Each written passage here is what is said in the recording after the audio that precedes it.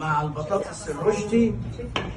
هنعمله دلوقتي وهنشوف شكله ايه برضه بمناسبة الكريسماس ورأس السنة.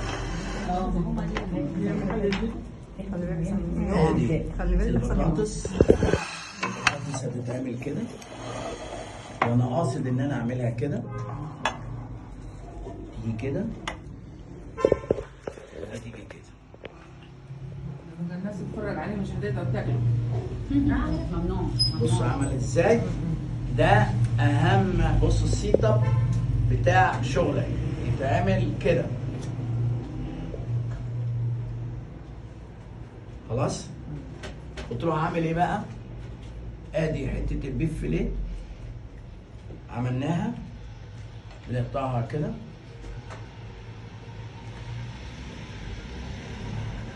شفتوا الجمال والحلاوه؟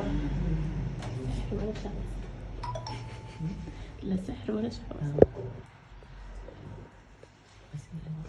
بصوا زي ما ابتدينا اهو، كله مفيش فرق بين ده وده. في حاجه نعملها نروح عاملينها كده،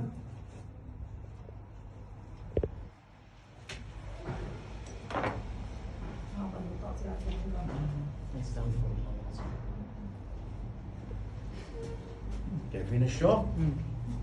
أهم من الشغل. برافو.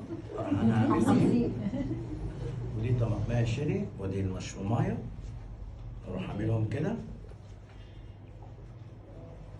معايا مع حته جزرايه صغيره في ركن كده لوحدهم على جنب كده.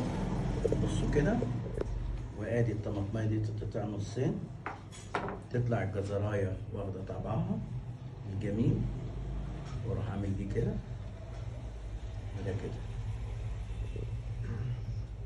الطبق ليه سيماريتا وشوك، بديله الصوص.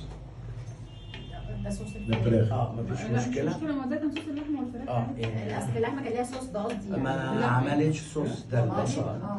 انا عشان ما تنشفش مني. اسمه الطبق ده ايه؟ ده بيف فيليه محشي خضار. محشي خضار كده اهو. اروح جايب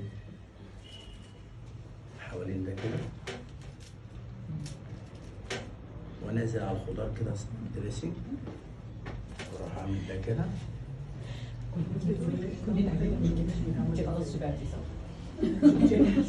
نروح عاملين كده.